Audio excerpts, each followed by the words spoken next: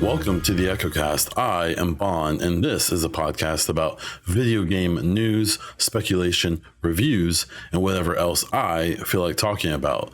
This week, we'll be talking about Xbox making deals, BioWare giving Dreadwolf info, Atomic Heart getting mixed takes, and much more. A few things before we get started. Subscribe to the show on your favorite podcast platform, and if you're on Spotify or iTunes, please review the show at your leisure, or do it right now. On YouTube, please subscribe to the channel, like the video, and comment with your thoughts, questions, or just to say hello. A huge thanks to supporter level patrons PK, The Dawn, Cage Nephilim, and Neuronix, as well as a special thanks to producer level patron Hassan. If you are interested in supporting the podcast and getting ad-free episodes for as little as $1 per month, please check out patreon.com/bondiesel. Gaming news. Let's jump into it. This week we have 11 stories.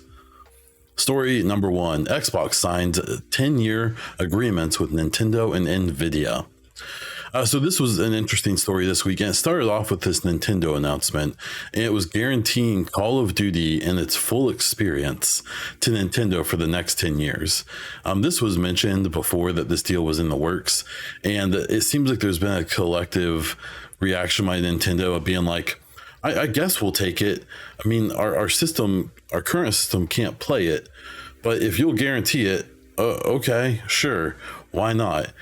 Because they and everyone else sees that this is clearly just Xbox trying to play, to play these deals up to make their hopeful acquisition of Activision and Blizzard go through faster. The bigger deal that happened was with Nvidia, whereas the Nintendo deal will probably matter when Nintendo puts out their new hardware. I'm sure it will be able to play a modern Call of Duty game, which is still being made to work on the last gen systems. So it might make sense in the future, but the only chance the Switch has to play these games is through streaming, and playing shooter games through streaming, it's not great. But the Nvidia deal is interesting.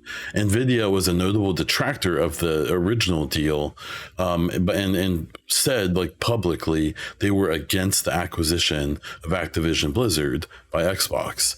Now that Microsoft signed a 10-year deal to put all of their PC games onto the Nvidia streaming system, now they've changed their tune, and all of a sudden they're okay with the deal now. But that's fine. And honestly, that was a big hurdle. And I think something like that is going to be a big deal in the eventual, almost certain approval of this deal, at least in my opinion. I think I got to a point where I didn't want to hear about this story anymore, but now it's just interesting. In my opinion, now it's just fascinating. I'm curious to see how far it's going to go. I really think that I've seen a lot of really sensational takes by a lot of creators, and at no point do I think this deal has ever actually been in danger. It's just how lucrative the deal can be for Xbox has gone up and down. I still think they're going to have to give up some pretty significant concessions.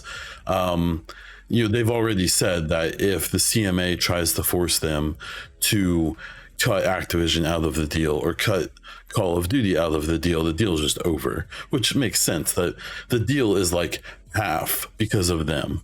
So I'm curious to keep paying attention to it. At this point, it's just morbid curiosity. At this point, I just want to see what happens, and we'll have to go from there. But I think that all signs still point to this eventually leading to this deal getting approved, and I wouldn't be surprised if it happens before the end of this year. Story number 2, the BioWare Dragon Age Dreadwolf blog. So BioWare put out a really, really sizable blog about Dreadwolf this week, and It's interesting. If you just go to BioWare blog, if you just search for that, you'll pretty easily find it. And I'm going to be totally honest. I feel like I'm like probably more knowledgeable about game dev than like the average person.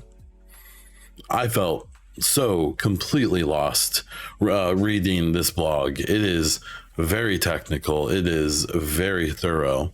What I can tell you is that they specifically address that they would not be giving out information about trailers or a release date in this blog. They very specifically cited we'll be doing that through more official channels. There also was no Mass Effect news on this one. In most of the blogs, they have mostly focused on Dreadwolf, but they've thrown in a little Mass Effect thing at the end. But this is the second blog where they haven't done that, and they've just focused on Dreadwolf, which like shouldn't be surprising. I mean, Dreadwolf I still think is coming out this year. I think they're going to do an EA Play probably at E3. I think they will announce, they'll show a big actual trailer for Dreadwolf, and they'll announce a release date in, let's say, September. I think that's still happening. I would say November or December at the latest. And that's where I stand. I've tried to kind of go through some of this blog. There's no big like reveals or anything there. At least I couldn't find anything hiding between the lines. But if you're curious about game development, I think it's a really good thing to read. I would add on to that if you go onto YouTube, there's like a 30 plus video series by the Psychonauts team about their development of their game from beginning to end. This includes the fact that they were initially an indie studio who was using like GoFundMe to get their game going, and then in the middle of development they got bought by Microsoft, and that made a big difference. And so I haven't gotten to watch it all yet. I have started it and it's really good. I highly suggest, if you're interested in game dev, it's very important to see behind the scenes. If you care about games, if you get upset about delays, things like that, you really need to watch these kind of videos and series to understand that, it's not just as simple as them throwing some models on a map and then you get to play your game. There's a lot more to it than that. So, but yeah, this BioWare blog, definitely check it out if you're just curious. Don't go to it if you're expecting big info drops. That's not happening yet, but I think we're only a few months away from that. Story number 3, Atomic Heart releases, and it has gotten a Metacritic score of 73. That was for the Xbox, and an OpenCritic score of 74. This game has been interesting. There, just in the last couple of days, has been a big hubbub where the Ukrainian government is reaching out to Sony, Microsoft, Nintendo, or probably Steam. I don't think Nintendo has it, and being like, "Hey, please don't list this game." And the reasoning is weird. So the studio was founded in Russia. I believe it's now in a different country, but the lead dev has some really weird connections with the Russian government, and the owner of the studio has some even weirder connections to the Russian government. And there's also a lot of fear that there's direct from government money that helped fund this project. Everyone has their own personal politics, and as we saw with the Hogwarts Legacy situation, everyone's gonna kind of do their own thing. I think people should do what they feel is right. I don't plan on playing this game anymore, and it's like 2% because of the Russia thing, and it's like 98% because I just don't like the game. It's pretty, it has an interesting world, it has interesting lore, but I think the combat doesn't feel good, at least in my experience. The protagonist is just the worst. Like I'm talking like Forspoken bad, Like the worst dialogue I think I've ever heard from one character. And then the overall dialogue is just not very good. It has some weird open world stuff. I just don't really like it. It's just not hitting it for me. And it's really weird because the Metacritics are around 73, 74. But I've seen scores as high as like 9 or 10 out of 10 and as low as 4 or 5 out of 10. This game really seems to rub some people the right way and some the wrong. I actually kind of like it when there's big discrepancies in that. I definitely lean towards the lower side of that, maybe a 5 or 6 out of 10.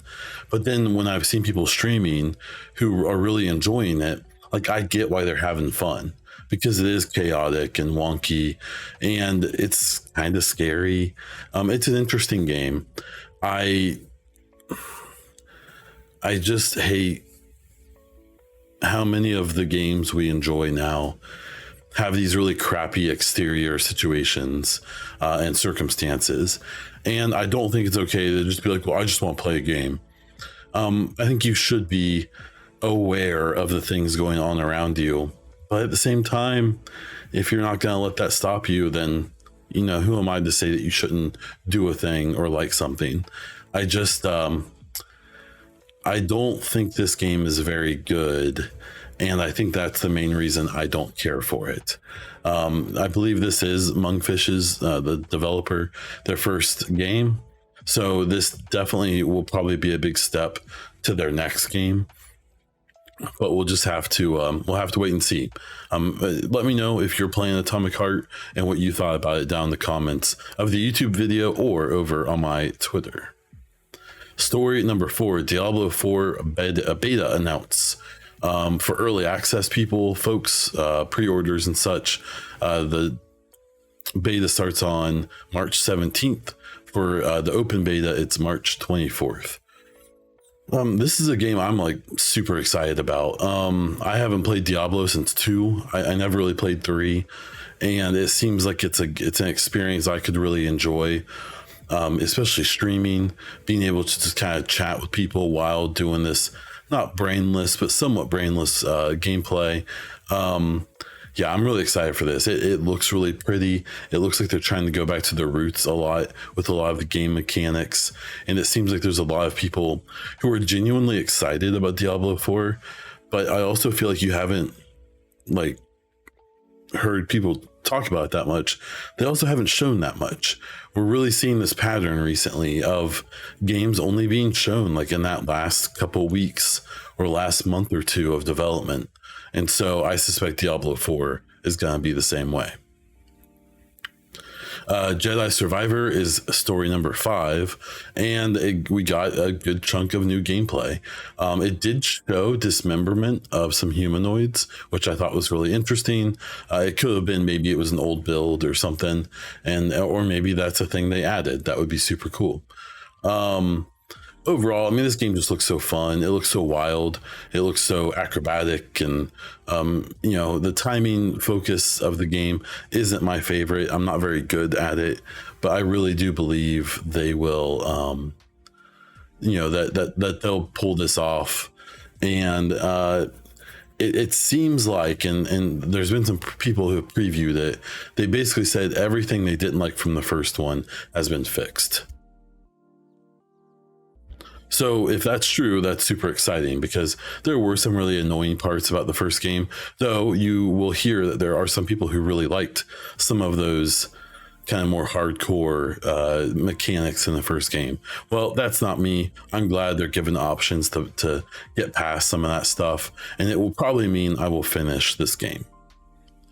Story number 6, Battlefield single player game is being made by Ridgeline Games. Ridgeline is a studio that was developed specifically for the purpose of being part of this big Battlefield team that, and their purpose is going to be to make a single player game. Ridgeline is taking leadership of the single player game, but they will still be working with DICE, probably for engine reasons and just basic gameplay stuff, as they kind of catch their feet as a new developer. We have season 4 of 2042 coming in this coming week. I'm super excited. I've been grinding my season levels pretty hard, trying to get it where I don't have to pay anything to finish the season. But if I have to, I'll spend a few bucks as well. 2042 is in a really good spot right now. If you played it before, didn't love it, I suggest coming back. If you haven't played 2042, if you like Battlefield games, I highly suggest you at least try to find it really cheap and play it a little bit. It is different, but I really like it. I think it's a ton of fun. So that's I'll leave that up to you. Story number 7, we have confirmation / rumors that Ubisoft and Konami will be attending E3 2023. We're expecting a strong quote unquote lineup from Ubisoft, which will include games like The Division Heartland, probably be talking about games like the new Splinter Cell, obviously the new Assassin's Creeds and Far Cry's, and maybe some other surprises. We'll have to wait and see. Konami is possibly the more interesting situation here, where supposedly they're going to be showing off Metal Gear Solid remakes, and they very well may be showing off the future of Metal Gear Solid, which may include making games without the original creator. So we'll have to see how that goes. They didn't exactly help Survival last a super long time when they added that to their game. So I'm kind of curious to see where Ubisoft and Konami go individually, but I'm especially happy that they're both going to be showing up at the E3, because something like this, this Metal Gear Solid news is going to bring people out. And there's a really good chance that, especially if Microsoft acquires Activision Blizzard, that it'll be quite a show, that they'll make a pretty big deal out of it. So we have story number 8, the Division 2 season 11. They have a live stream coming on the 27th. They have a patch releasing on the 28th. The 27th, it'll be interesting because I think this season 11 is kind of a light season. We don't have a new game mode. I think we have some gear. I think we have some guns, some stuff like that. I'm sure there'll be some cute stuff in the middle that they give us, some skins and stuff like that through the battle pass. I know there's some new exotics and new named weapons and stuff. I'm just personally not expecting a ton from this. I think year 5, when they have a new mode, could be more interesting. But if you look at the track of these Division updates, I just expect it to be a neat manhunt with some story, and then that's about it. I've not gotten super into all of the new gear sets, things like that. I mean, it's cool, and if I get it, I'll check it out. Like, they have the Ninja Bike backpack coming back with similar attributes as the first game, which will make some things more interesting. But I just I don't know, I just can't get super into it. I'll play through the manhunt, I'll do the things, but it'll be pretty minimal, I think. Story number 9, Resident Evil 4 Remake gameplay trailer. So they showed a bunch of gameplay from Resident Evil 4 and some new areas and parts of the game in the map that we haven't seen yet, and it just looks so good. These aren't my type of games. I am not a very frightful person. I don't like being scared, and so these games have always creeped me out and made it really hard for me to really even consider playing or finishing. But more than likely, just like Resident Evil 2, which I never finished, I'll probably buy this remake, I'll play like 5 hours of it, and then I'll get too scared and I'll chicken shit away. But that's okay. Maybe I'll get my money's worth in those few hours that I play it. Story number 10, XDefiant, the Ubisoft, formerly Tom Clancy PvP game that they've been working on for quite a while. Had a big test for crossplay. I dabbled a little bit. I mean, the game feels fine. It's okay. I don't know. I'm not super into it. I'm curious to if other people will be. I did make the mistake of saying that I'm not really into it, and a bunch of Twitter people, real or not, got very upset about that. And the most striking part of this is it seems like skill-based matchmaking in like Call of Duty and stuff really upsets people, and it seems like all of the people who are the most upset about that have come to XDefiant because it says it's not going to do that. We'll see how it works out, but there are some fanatical people about XDefiant, and I will just say it is a very weird hill to die on, in my opinion. I don't get it because I don't think it's a very good game, but who am I to judge? Maybe it's perfect, and they I don't know. I'm not hopeful, but I think Ubisoft's recent history has shown that we're lucky if they're free to play games or they're kind of side spin-off games. If they last more than a year, it seems like a success. So we'll see how XDefiant goes. I'm not hopeful.